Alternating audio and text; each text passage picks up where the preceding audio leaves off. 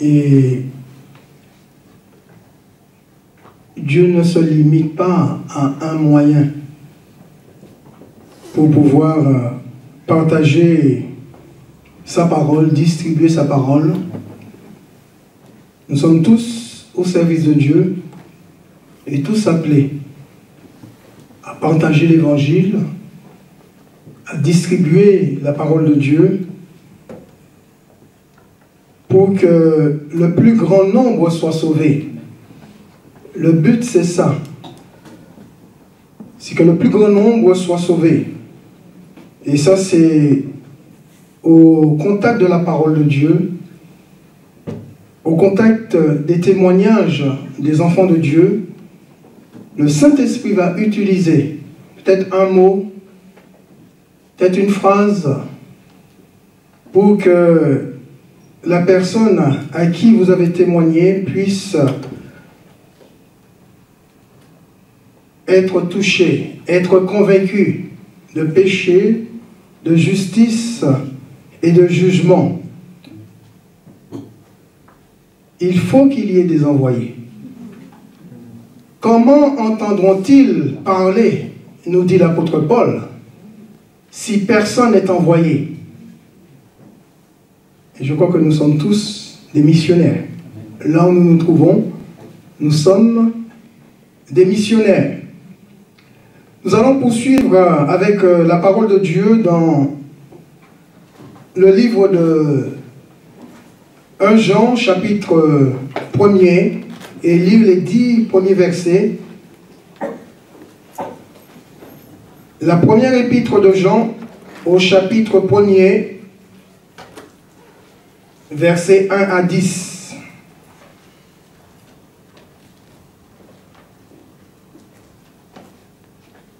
C'est l'apôtre qui parle, et au travers de ces quelques versets, nous révèle des choses importantes. Et nous allons nous attarder sur un fait. Je dirais plutôt un aspect de cette parole, de ce que dit Jean. Jean dit ce qui était dès le commencement, ce que nous avons entendu, ce que nous avons vu de nos yeux, ce que nous avons contemplé et que nos mains ont touché concernant la parole de vie. Et la vie a été manifestée et nous l'avons vue et nous lui rendons témoignage. Et nous annonçons la vie éternelle qui était auprès du Père et qui nous a été manifestée. Ce que nous avons vu et entendu, nous vous l'annonçons à vous aussi, afin que vous aussi, vous soyez en communion avec nous. Or, notre communion est avec le Père et avec son Fils, Jésus-Christ. Et nous écrivons ces choses afin que notre joie soit parfaite. La nouvelle que nous avons apprise de lui et que nous vous annonçons, c'est que Dieu est lumière et qu'il n'y a point en lui de ténèbres. Si nous disons que nous sommes en communion avec lui et que nous marchons dans les ténèbres, nous mentons et nous ne marchons pas dans la vérité. Mais si nous marchons dans la lumière comme lui-même marche dans la lumière, nous sommes mutuellement en communion et le sang de Jésus, son Fils, nous purifie de tout péché. Si nous disons que nous n'avons pas de péché, nous nous séduisons nous-mêmes et la vérité n'est point en nous. Si nous confessons nos péchés, il est fidèle et juste pour nous les pardonner et pour nous purifier de toute iniquité. Si nous disons que nous n'avons pas de péché, nous le faisons menteur et sa parole n'est point en nous. Amen.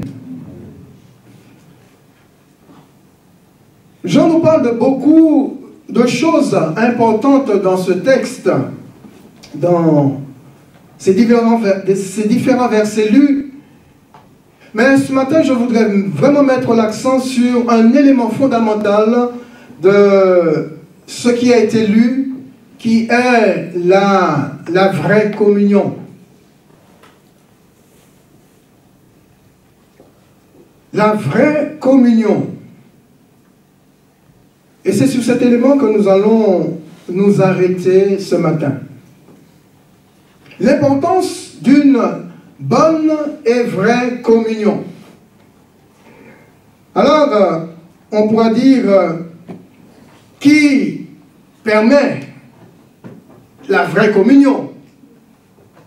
Avec qui partager cette vraie communion? Et ce qui peut entraver cette communion, et pour finir, quels sont les bienfaits de cette vraie communion? Déjà au départ, on pourrait se poser la question, mais qu'est-ce qu'une communion? Je ne parle pas de communion dans le sens où, dans une certaine religion, on parle de communion, fait sa première communion, etc. Non. Et Jean fait allusion ici d'une communion, de la communion des enfants de Dieu. La communion dans l'Église. Dans le mot communion, c'est un parfait accord d'idées, de sentiments. C'est-à-dire, quand on parle de communion, dans ce sens-là, c'est que nos idées sont en harmonie. Nos pensées sont quelque part en harmonie. Nos sentiments sont en harmonie. Là, on peut parler de communion dans ce sens. Mais dans le domaine religieux, c'est une union de personnes qui partagent la même foi, les mêmes idées et les mêmes sentiments. Et je crois que ce matin, nous sommes l'Église de Jésus-Christ appelée à partager la même foi, les mêmes idées et les mêmes sentiments. Qui permet la communion? Qui permet la vraie communion? Eh bien, quand on parle de communion, on retrouve le mot commun qui s'applique à plusieurs personnes et qui se fait ensemble. Bien sûr, quand on parle de communion, ce n'est pas l'affaire d'une personne, c'est au moins l'affaire de deux personnes. C'est trois plus moi. Il faut au moins être deux pour parler de communion. Et nous savons dans le contexte du mariage, l'homme et la femme se mettent ensemble pour partager leur vie commune. Et dans ce contexte-là, nous pouvons appeler la communion au travers du mariage. N'est-ce pas? Alors Jean souligne ce fait important. Il précise que celui qui est dès le commencement est à l'origine de notre communion avec lui. Celui qui est dès le commencement. Alors la question qui se pose, mais qui est dès le commencement? De qui j'en parle?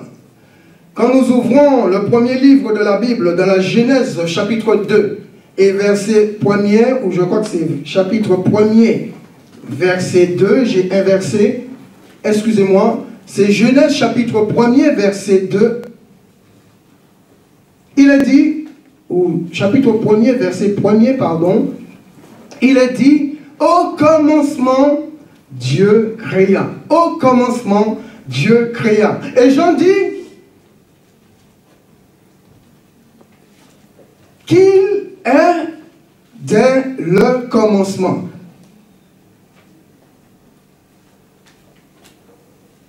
Et dans Apocalypse chapitre 22, le dernier livre de la Bible au verset 13, il est précisé de la part de Jésus au travers de la bouche de Jean.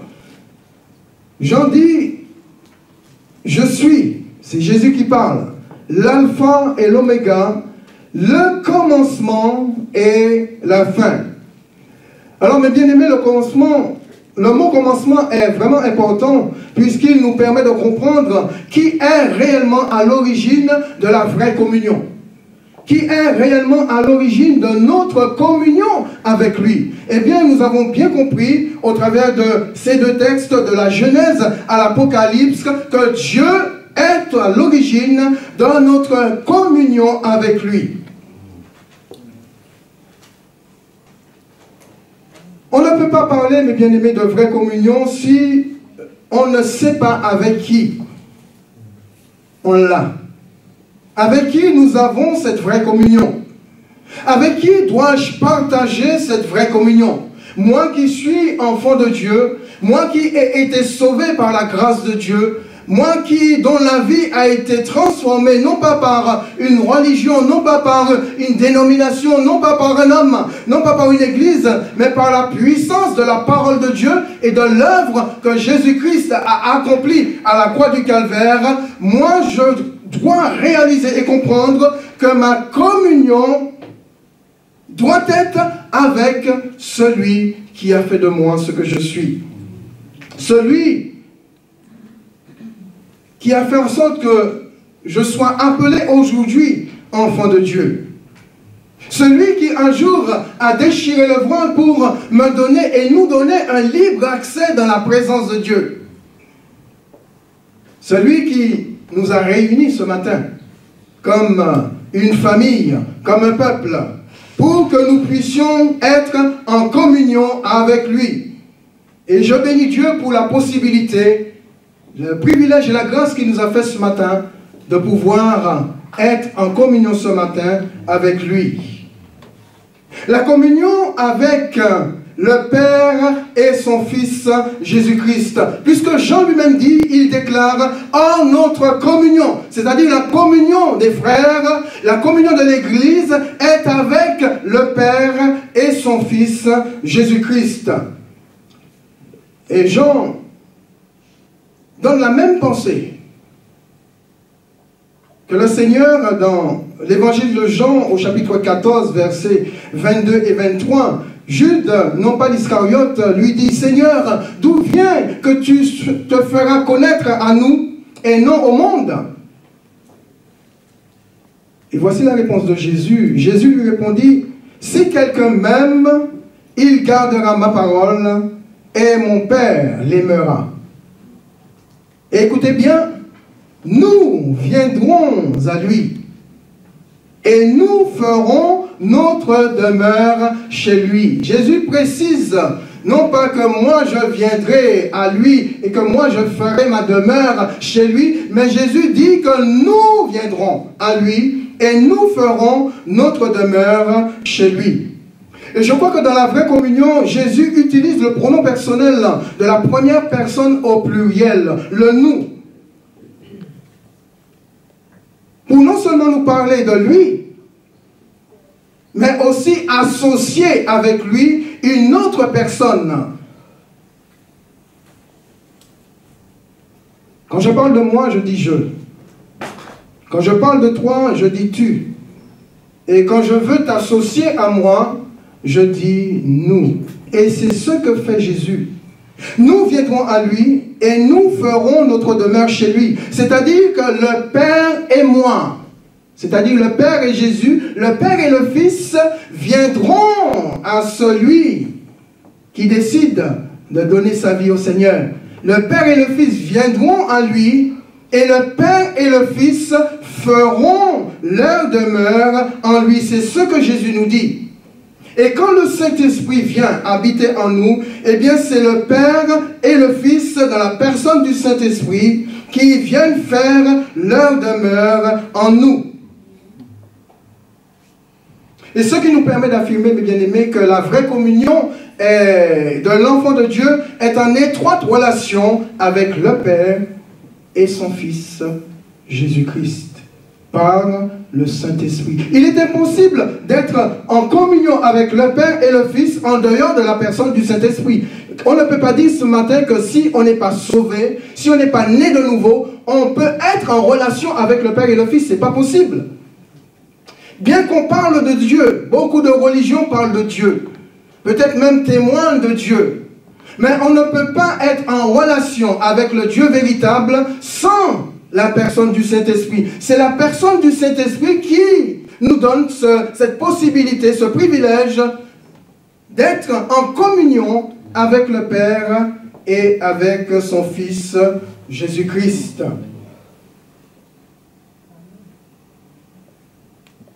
Parce que le Saint-Esprit est appelé l'Esprit de Dieu dans la parole. Il est aussi appelé l'Esprit du Christ. Et c'est ce même Esprit qui vit en nous, qui confirme à nos vies que nous pouvons avoir cette véritable relation, cette vraie communion avec le Père et aussi avec le Fils.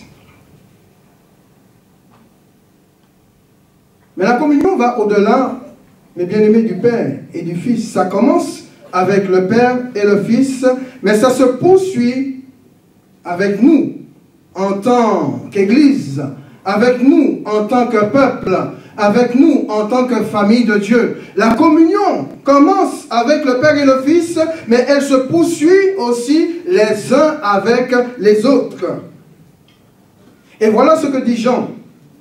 Ce que nous avons vu et entendu, nous vous l'annonçons à vous aussi, afin que vous aussi, vous soyez en communion avec nous, afin que vous aussi, vous soyez en communion avec nous. Non seulement nous devons avoir en premier lieu une relation, une communion avec le Père et le Fils, mais la communion doit se poursuivre avec l'Église, les uns avec les autres. Parce que Jean dit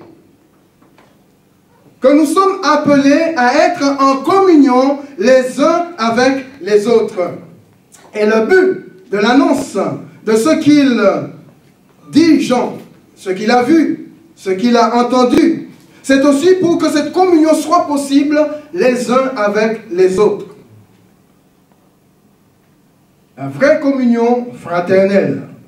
Je suis en communion avec toi, tu es en communion avec moi, parce que nous sommes en communion avec le Père et avec son Fils Jésus-Christ. L'Église, c'est une belle chose. L'Église, c'est la famille de Dieu. L'Église, c'est le peuple de Dieu. Et Dieu choisit l'Église pour poursuivre justement la communion avec son Fils au travers de son Église. Par une communion les uns avec les autres. C'est comme nous sommes en communion avec le Père et le Fils que nous pouvons déclarer être aussi en communion les uns avec les autres. Si nous n'avons pas de communion avec le Père et le Fils, nous ne pouvons pas déclarer être en communion les uns avec les autres. C'est la communion du Père et du Fils qui nous donne cette liberté d'être en communion les uns avec les autres. Quand on parle de communion, de vraie communion, ça ne veut pas dire qu'elle restera toujours aussi vraie. Bien que le désir du Seigneur, c'est que cette communion reste toujours intacte, vraie, solide. Qu'il n'y ait pas d'interruption. Mais malheureusement, il y a des choses qui peuvent venir entraver la communion, la vraie communion. Que ce soit entre le Père, entre nous et le Père et le Fils, ou entre nous les uns envers les autres. Et j'en dis que nous avons appris, ce que nous avons appris de lui, c'est-à-dire de Jésus, c'est que Dieu est lumière et il n'y a point en lui de ténèbres. Les deux mots que Jean utilise nous orientent vers ce qui peut entraver la vraie communion avec Dieu. Dieu le Père et Dieu le Fils. Oui, mais bien aimé, il y a des choses qui peuvent entraver cette communion avec notre Père et avec son Fils Jésus-Christ. Jean parle de lumière parce que Dieu est lumière et il précise, en Dieu il n'y a point de ténèbres. Et on constate que ce sont les ténèbres qui peuvent entraver la communion entre nous et le Père et le Fils. Nous savons que les ténèbres sont opposées à la lumière et que dans le domaine des ténèbres, Jean pousse la chose un peu plus loin en mettant en lumière le mot péché. Il dit, si nous disons que nous sommes en communion avec lui et que nous marchons dans les ténèbres, nous mentons et nous ne pratiquons pas la vérité. Mais bien aimés, dans le Dieu de lumière, le Dieu que nous servons, le Dieu qui a fait de nous ce que nous sommes, il n'y a point de péché. Jésus lui-même qui est venu nous présenter ce Dieu de lumière a vécu dans un corps semblable au nôtre sans commettre le moindre péché. Si Jésus n'avait péché ne serait-ce qu'en pensée, son sacrifice serait inutile. Aucun d'entre nous ne serait là ce matin.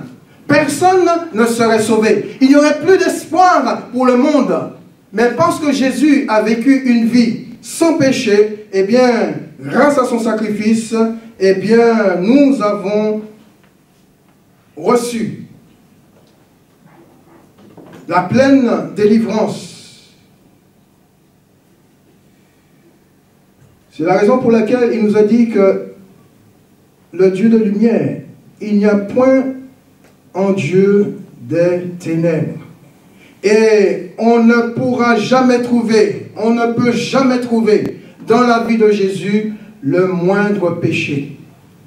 Qu'il pouvait dire, mais qui peut me convaincre de péché? Qui peut me convaincre de péché? Jésus a vécu toute sa vie sans commettre le moindre péché.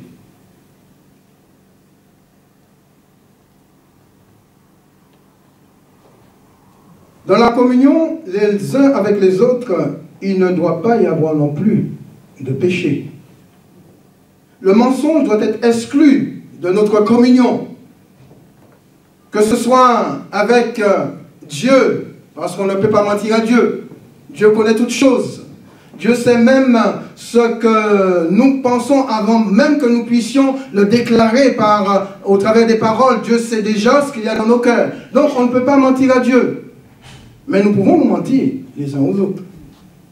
Parce que nous ne connaissons pas ce qu'il y a au plus profond de nos cœurs. Nous pouvons nous mentir. Mais dans la vraie communion, les uns avec les autres, la Bible nous dit qu'il ne doit pas y avoir de mensonge.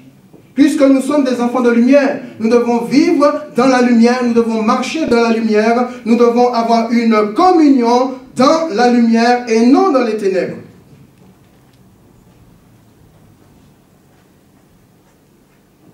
En tant qu'enfant de Dieu, personnellement, je dois éviter et fuir le péché comme la peste. Parce que Dieu est, du verbe haïr le péché, mais il aime le pécheur. Et c'est à cause du péché que Jésus a été crucifié. Pour nous libérer justement du pouvoir du péché. Il peut arriver, mes bien-aimés,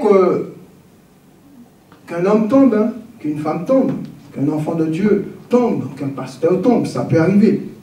La Bible nous dit que le juste tombe 7 fois. Mais 7 fois, le Seigneur le relève. Pourquoi? Parce qu'à chaque fois qu'il tombe, il reconnaît sa faiblesse et il demande pardon à Dieu en abandonnant son péché. Et le Seigneur le relève. Ce n'est pas parce que j'ai péché, ce n'est pas parce que toi tu as péché, ce n'est pas parce que le Seigneur, parce que le pasteur a péché, qu'il va rester quelque part abandonné, qu'il va être abandonné du Seigneur. Que vous allez être abandonné du Seigneur. Non, le Seigneur ouvre toujours une porte pour un retour à lui. Vous connaissez l'histoire du fils prodigue. après avoir vécu toute sa vie dans le péché, dans les abominations, eh bien, il est rentré en lui-même et il a pris conscience qu'il était bien dans la maison de son Père. Et après qu'il s'est repenti, il a fait demi-tour et il est revenu chez son Père qui l'attendait, les bras grands ouverts.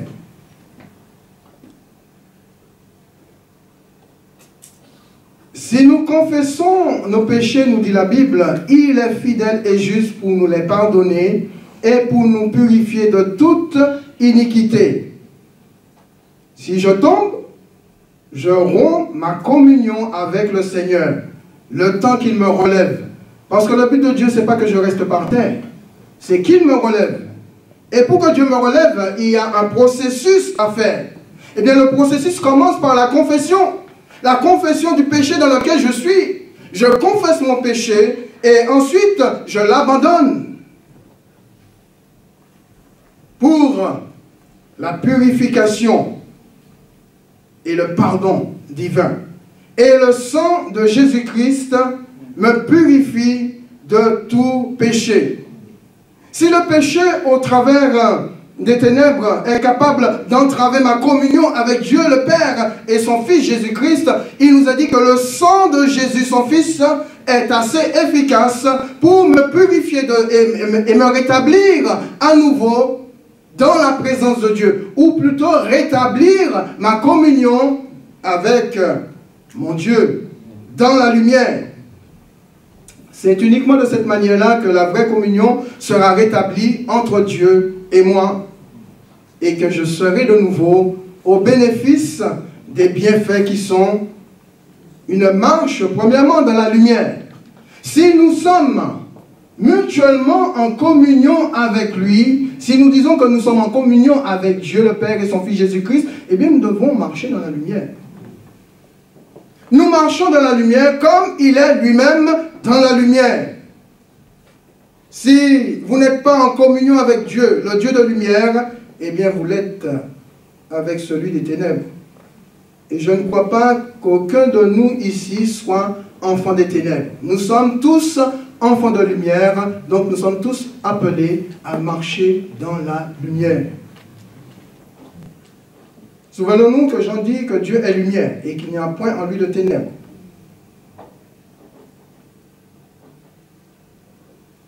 La vraie communion nous donne aussi à marcher dans la vérité. Nous marchons dans la vérité comme lui-même est dans la vérité.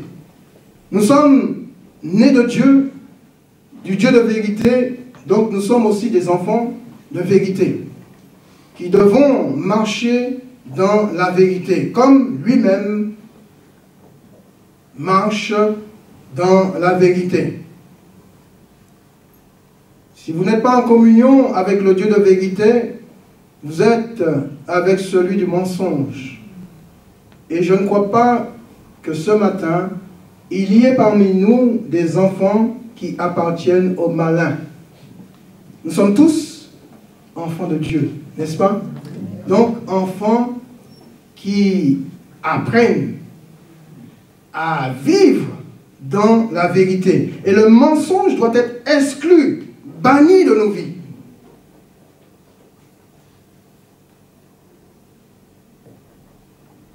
La vraie communion avec Dieu nous permet aussi de voir de nos yeux, d'entendre de nos oreilles des choses qui proviennent directement du Dieu de lumière, du ciel. Et quelque part, quand nous sommes en communion avec Dieu le Père et son Fils Jésus-Christ, le ciel s'ouvre pour nos vies. Le ciel s'ouvre dans nos vies. Puisque quelque part, le Saint-Esprit vit en nous et la communion qui nous permet avec le Dieu de lumière, le Saint-Esprit lui-même nous révèle les choses du ciel.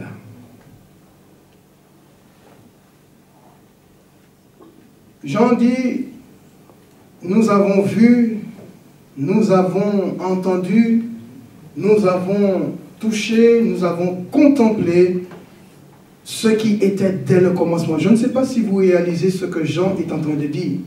Ce qui était dès le commencement, et qui est la parole de vie. Nous l'avons vu, nous l'avons entendu, nous avons marché avec lui, nous l'avons côtoyé, nous l'avons contemplé. Il était auprès du Père, mais il s'est manifesté, la vie s'est manifestée. Et Jean dit, ce que nous avons vu, entendu, et que nous partageons avec vous, eh bien, c'est que pour que vous soyez aussi en communion avec nous, parce que nous sommes en communion avec ce qui était dès le commencement. Alors, je crois, mes bien-aimés, que nous pouvons aussi dire pareil que Jean. Si nos vies ont été transformées, si nos vies ont été changées, s'il y a eu une véritable conversion, eh bien, nous pouvons dire comme Jean, j'ai vu le Seigneur agir. J'ai entendu le Seigneur. J'ai touché d'une certaine manière le Seigneur. J'ai contemplé la gloire du Seigneur. Oui, mes bien-aimés, nous pouvons dire comme Jean, même si nos yeux physiques ne l'ont pas vu, même si nous n'avons pas marché à ses côtés, même si nous ne l'avons pas touché de manière physique, eh bien, d'une manière spirituelle, nous pouvons dire comme Jean, oui, nous l'avons vu, oui, nous avons entendu, oui, nous contemplons parce que nos vies ont été transformées, non pas par une religion, mais par celui qui vit. Par celui qui est décrit comme la parole de vie, et la vie s'est manifestée. Parce que la vie s'est manifestée et que cette vie nous a transformés, nous pouvons déclarer comme Jean que nous avons contemplé sa gloire. Et nous continuerons à contempler sa gloire. Je vais conclure avec ce verset de Jean au chapitre 6, verset 54 à 56, un peu ce que nous avons fait au travers de la Sainte Seine, qui nous parle de la communion avec le Fils, et aussi de cette même communion les uns avec les autres. Jésus dit, celui qui mange ma chair et qui boit mon sang a la vie éternelle. C'est la parole de vie qui parle, celle qui était auprès du Père. Celui qui mange ma chair et qui boit mon sang a la vie éternelle, et je le ressusciterai au dernier jour. Car ma chair est vraiment une nourriture et mon sang est vraiment un breuvage. Celui qui mange ma chair et qui boit mon sang demeure en moi et moi je demeure en lui. Amen. Celui qui mange ma chair et qui boit mon sang demeure en moi et moi je demeure en lui. Ça ne veut pas dire que nous allons manger de manière physique de la chair humaine ou boire de manière physique du sang, non. Jésus parlait de sa mort expiratoire, de son sang qu'il allait verser et de son corps qui allait être brisé, puisque Jésus lui-même se considère comme étant le pain de vie. Je suis le pain de vie. Celui qui me mange, nous dit Jésus, eh bien, il reçoit du Père la nourriture qui vient du ciel. Et au travers de la Sainte Seine, nous avons vu que le pain, qui est le symbole du corps de Jésus brisé à la croix du Calvaire, et le fruit de la vigne, qui est le symbole de son sang qui a coulé, nous avons, au travers de ces emblèmes, partagé la communion. Être en communion avec le Père qui a envoyé son Fils pour permettre cette vraie communion, et avec le Fils, au travers de la Sainte Seine, et aussi être en communion les uns avec les autres.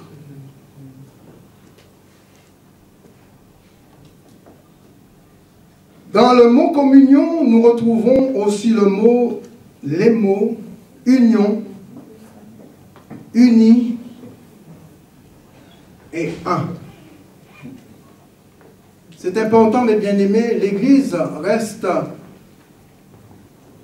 une institution, je dirais, plus qu'importante, parce que Dieu veut qu'au travers d'elle, nous puissions continuer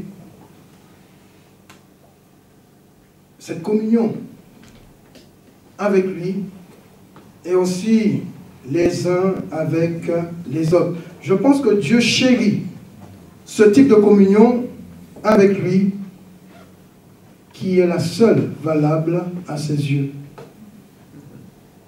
Alors ce matin, on pourrait peut-être examiner un instant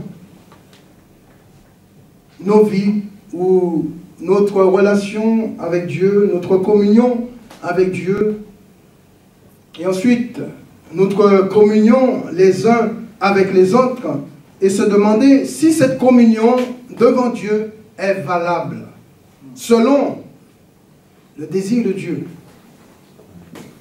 Si cette communion est acceptable par le Seigneur. Et si ce n'est pas le cas, si cette communion s'est rompue et qu'on a besoin de la rétablir, il y a possibilité. Nous voyons dans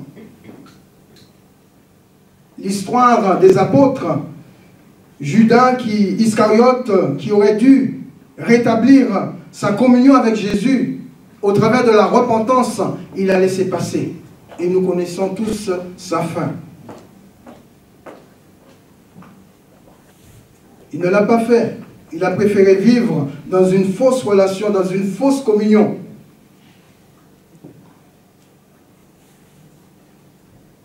Si le Saint-Esprit nous dit que nous sommes dans la bonne communion, que Dieu soit béni.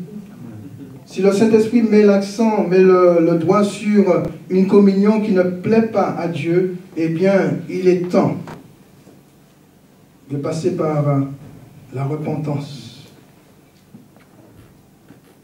Car Dieu voudrait que sa communion, que la communion avec ses enfants, celle qui a été rompue, soit rétablie.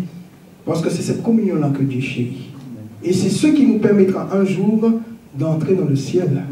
Amen. Prions le Seigneur. Notre Dieu, notre Père, nous te bénissons et nous te rendons honneur et gloire.